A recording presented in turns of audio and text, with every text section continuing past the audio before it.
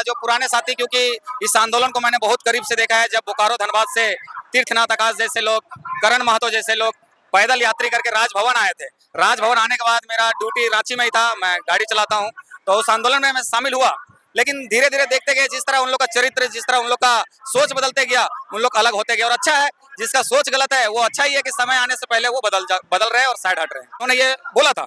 लेकिन जब उत्तराखंड की धरती में रावण डीजे और सार्जन डीजे का टक्कर होता है तो वहाँ रावण डीजे हार जाता है, और जब हार जाता है तो रावण से हार बर्दाश्त नहीं होता है। यही कारण है वो लठ निकालने की बात करता है और गालियां देने की बात करता है। आपके चैनल के माध्यम से रावण डीजे तक अगर पहुंचता है ये वीडियो, तो मैं बता देना चाहता हूँ, रावण डीजे आप उत्तर प्रदेश का है, आइए हमारे झारखंड में, हमारे झारखंड में भी देवघर है पवित्र स्थान, आइए और आप डीजे बजाइए। और मेरा जो झारखंड का सार्जन डीजे जो नंबर 1 में है, आइए टक्कर लीजिए, आपका डीजे में एक आंच भी नहीं आने देंगे हम लोग। हमारे देवेंद्र नाथ महतो जो काफी वरिष्ठ नेता हैं, छात्र नेता कहलाते हैं, उनके ऊपर भी लाठी चार्ज करवाए। और लाठी चार्ज कैसे करवाते हैं? सर पे मारा जाता है। लाठी चार्ज कैसे करवाते हैं? कमर में मारा जाता है। लाठी चार्ज के मतलब होता है कमर के नीचे मारना चाहिए प्रशासन को, लेकिन ये साजिश के साथ देवेंद्र नाथ महतो को मारा गया था।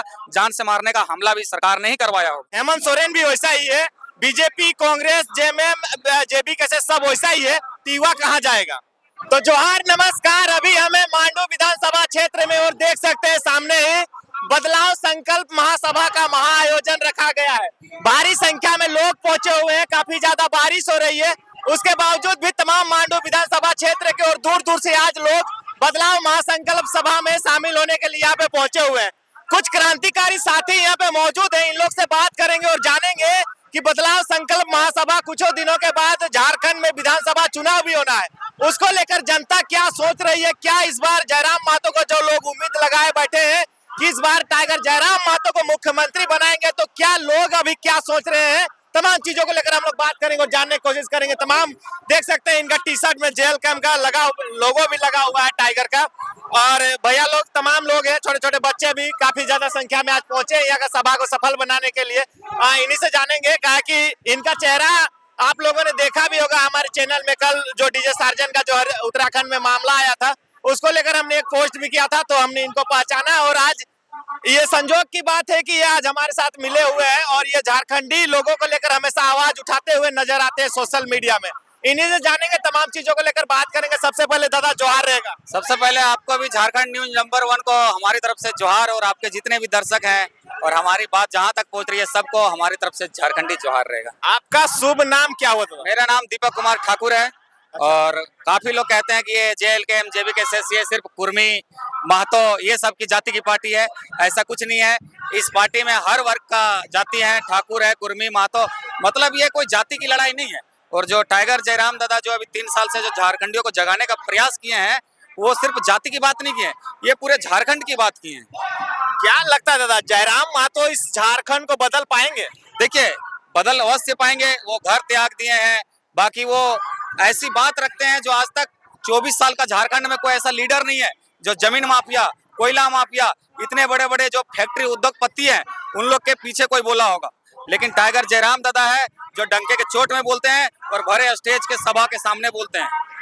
देखने को मिल रहा है कि कुछ कुछ उनके जो पुराने साथी थे, जो पहले से आंदोलन कर रहे थे, वो अभी फिलहाल जयराम महतो के साथ दिखाई नहीं दे रहे। देखिए, इसलिए दिखाई नहीं दे रहे ना जो पुराने साथी, क्योंकि इस आंदोलन को मैंने बहुत करीब से देखा है। जब बोकारो धनबाद से तीर्थनाथ आकाश जैसे लोग, करण महतो जैसे लोग पैदल यात्री करके राजभवन आए थे। राजभवन आने के बाद मेरा ड्यूटी रांची में ही था, मैं गाड़ी चलाता हूँ, तो उस आंदोलन में मैं शामिल हुआ। लेकिन धीरे धीरे देखते गए जिस तरह उन लोग का चरित्र, जिस तरह उन लोग का सोच बदलते गया, उन लोग अलग होते गए। और अच्छा है, जिसका सोच गलत है वो अच्छा ही है कि समय आने से पहले वो बदल रहे हैं और साइड हट रहे हैं। क्या लगता है, क्या जयराम महतो उन लोग को वैल्यू नहीं दिए या फिर अन्य पार्टी के लोग उनको पैसा में खरीद लिए? देखिए, जयराम दादा सबको वैल्यू देते हैं, ऐसी बात नहीं है कि किन्हीं को वैल्यू नहीं मिला है। वैल्यू देखिए, ये सिर्फ झारखंड की माटी को बचाने के लिए चले, और इसमें वैल्यू की आप अगर सोचिएगा कि वैल्यू हमें नहीं दिया, हमें वैल्यू नहीं दिया, जयराम महतो हमको देख के इग्नोर कर रहा है, ये सब सोच हटाइए अपने मन से। जयराम दादा को थोड़ा उनका चेहरा देखिए कि 3 साल से आंदोलन कर रहे हैं, 3 साल से झारखंडियों को जगा रहे हैं, फिर भी आप उसको बोल रहे हैं कि हमको इग्नोर कर रहा है, हमको देख के बात नहीं करता। ये गलत सोच है। दादा के साथ आइए, दादा के विचार में चलिए, बिल्कुल झारखंड बदलेगा आने वाला समय में। ये जो बड़े बड़े कारखाना लगा के जल जंगल जमीन बर्बाद कर रहे हैं, इस सब कारखाने में सब में ताला लगेगा, और ताला नहीं लगेगा तो धुआं जो चिमनी से उड़ रहा है उसको बंद करना होगा। अच्छा दादा, वर्तमान की जो सरकार है झारखंड की जेएमएम की, वो उस सरकार का अब कार्यकाल खत्म होने वाला है, 5 साल पूरा होने वाला है, अब चुनाव भी होगा। किस तरह का लगा हेमंत सोरेन जो 5 साल से झारखंड में राज किए, कितना अच्छा काम किया झारखंड के लिए? देखिए 5 साल में जो कार्यकाल उनका जो अभी आने वाला खत्म होने वाला है, 5 साल का जो कार्यकाल रहा उनका, तो अभी देखे होंगे कि कुछ दिन पहले कुछ दिनों के लिए चंपई सोरेन को दे दिए, चचा को मुख्यमंत्री सौंप दिया उनको पद। जैसे जेल से बाहर निकलते हैं वैसे उनका सत्ता को इतना लालची है, इतना सत्ता को उनकी मतलब कि चाहत है कि चचा को 10 दिन और बर्दाश्त नहीं हुआ, उनसे 1-2 महीना बर्दाश्त नहीं हुआ, तुरंत इस्तीफा चचा को देके और खुद उस सीट में बैठने का काम किए। हम बता देना चाहते हैं 2014 से 2019 तक किसकी सरकार थी? भारतीय जनता पार्टी की थी। 5 साल कार्यकाल रघुवर दास जी थे। 5 साल के अंतर्गत जब लास्ट में जब इलेक्शन का समीप आता है मोमेंट, उस टाइम उन्होंने क्या किया कि सैया बहन और आंगनबाड़ी सैया पे लाठीचार्ज करवा दिया, उनका सत्ता गिर गया।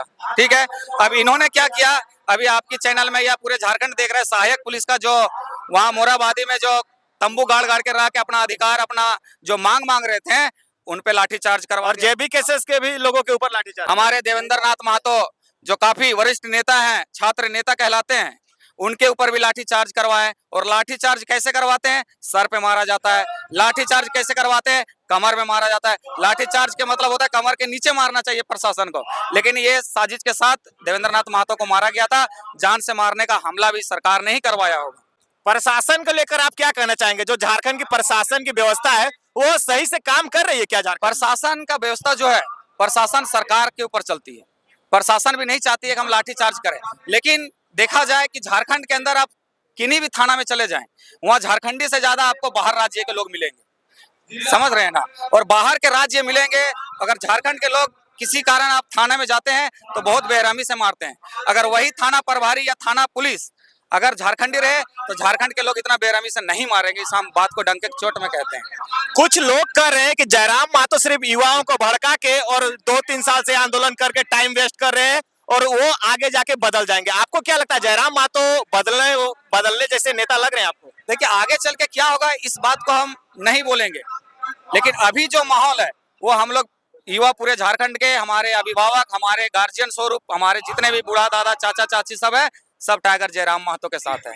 आगे क्या होगा ये हम किसी को नहीं पता कि आगे क्या होगा, लेकिन अभी जो फिलहाल में जो माहौल चल रहा है वो टाइगर जयराम दादा के साथ है। और विधानसभा में हम लोग पूरा जी जान लगा के उनको मांडू विधानसभा से फतेह करवाने का काम करेंगे। अच्छा सर, लास्ट सवाल रहेगा, आपका जो वीडियो काफी ज्यादा वायरल हो रहा था जिसमें डीजे सार्जन को लेकर आपने सपोर्ट में कहा था कि जिस तरह का वो लोग कंपटीशन करने में नहीं सका तो उन्होंने गाड़ियों का शीशा तोड़ दिया, उस घटना को लेकर आप क्या कहेंगे? देखिए इस घटना में कंपटीशन या खेल के मैदान में हो या कंपटीशन डीजे के साथ हो, कंपटीशन में 2 ही चीज होता है, एक हार और जीत।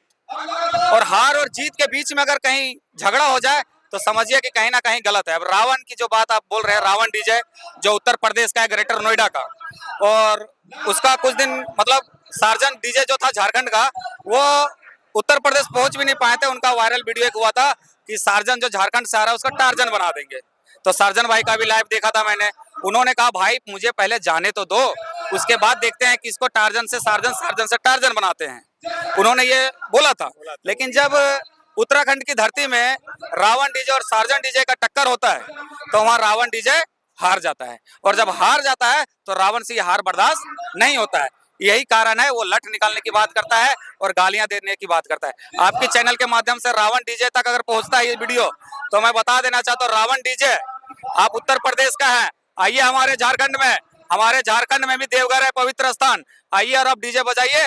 और मेरा जो झारखंड का सार्जन डीजे जो नंबर 1 में है, आइए टक्कर लीजिए, आपका डीजे में एक आंच भी नहीं आने देंगे हम लोग। क्या लगता है दादा, उत्तराखंड के लोग सार्जन का समर्थन कर रहे हैं और उत्तराखंड के लोग ये भी कर रहे हैं कि जो डीजे वाला जो यूपी से आया है उसके साथ बकझक हुआ है, उत्तराखंड के लोगों ने सार्जन का समर्थन किया? सार्जन का समर्थन सिर्फ उत्तराखंड के लोग नहीं, अभी देखिएगा मुजफ्फरपुर का उनका एंट्री हुआ, आप देखिएगा ऐसा उनका स्वागत हुआ सार्जन भाई को, हमको नहीं लगता कि कोई नेता मंत्री का ऐसा स्वागत होता होगा। आज सार्जन भाई का डीजे आगे चल रहा है तो लाखों की संख्या में उसके पीछे चल रहा है, और सार्जन डीजे के साथ साथ उत्तर प्रदेश की पुलिस प्रशासन भी चल रही है। तो उत्तर प्रदेश के पुलिस प्रशासन को भी मैं कहना चाहूंगा कि आपने जो काम किया अच्छा किया, और उत्तर प्रदेश में जो हमारे सार्जन भाई जो झारखंड से गए थे उनके स्वागत किया आप लोगों ने तहे दिल से। पूरे झारखंड की ओर से उत्तर प्रदेश के लोगों के लिए उत्तर प्रदेश के पुलिस प्रशासन को हमारे तरफ से पूरे धन्यवाद रहेगा। बहुत बहुत धन्यवाद दादा। इनसे भी जानेंगे, क्या नाम हुआ था आपका? जी, मेरा नाम नंदकिशोर कुमार हुआ। मांडू विधानसभा ही आपका हुआ? जी, मांडू विधानसभा मेरा गांव मंझला चुम्बा गांव हुआ। अच्छा दादा, अभी एगो मुहिम चल रहा है, झारखंड मांगे जयराम। तो क्या सच में झारखंड के लोगों को जयराम की जरूरत है? बिल्कुल बहुत जरूरत है, क्योंकि देखिए हम लोग का जो मुहिम जो जेबी का इसका संगठन का उदय हुआ था, वो कहीं ना कहीं भाषा और खतियान को लेकर हुआ था।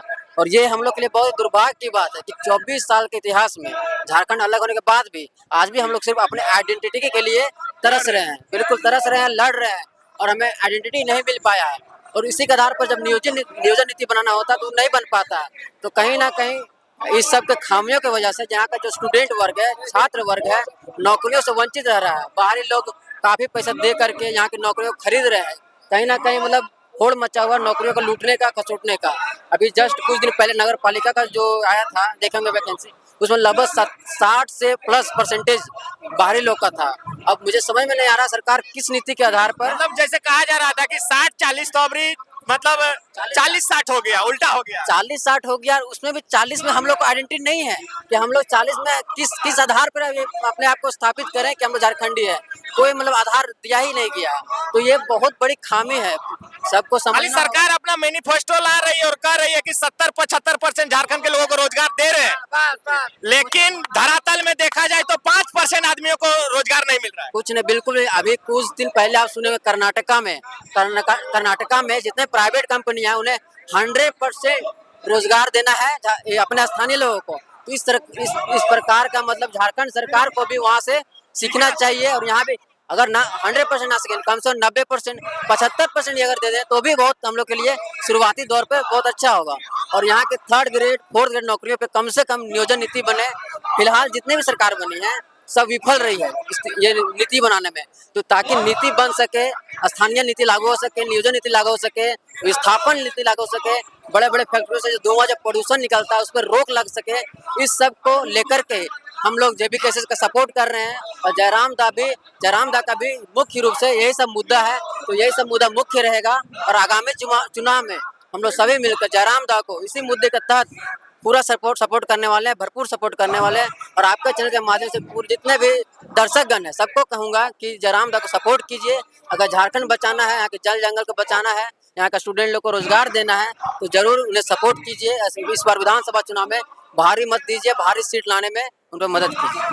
दादा, लास्ट सवाल रहेगा, जिस तरह से कुछ लोग ये आरोप लगाते हैं जेबी केसेस के ऊपर कि युवाओं को सिर्फ बरगलाने का कोशिश कर रहा है जयराम महतो, तो मैं आपसे सवाल करना चाहता हूं कि अगर जयराम महतो भी वैसा ही है, हेमंत सोरेन भी वैसा ही है, बीजेपी, कांग्रेस, जेएमएम, जेबी केसेस सब वैसा ही है, तो युवा कहाँ जाएगा?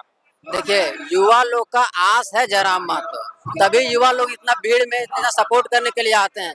और आखिर मुझे लगता है कि अंतिम आस उन्हीं पर बचा हुआ है, क्योंकि हमने 24 साल के इतिहास में देख लिया, जितना भी युवा हो या फिर ओल्ड एज के नेता, सबने सिर्फ ठगने का काम किया है, आश्वासन देने का काम किया। तो एक आस जगह है, एक उम्मीद जगह है, क्योंकि एक 24 साल के इतिहास में एक ऐसा लीडर हम लोग के बीच में आया है जो पढ़ा लिखा है, होनहार है, तेज तरार है। तो ऐसे लोगों को हम लोग सपोर्ट करना चाहिए और उम्मीद करना चाहिए पूरी तरह से कि झारखंड के भविष्य को, यहाँ के छात्र लोग के भविष्य को, युवा लोग के भविष्य को बदलने में जरूर वो अपना योगदान देंगे, उन्हें पावर में लाना होगा। बहुत बहुत धन्यवाद।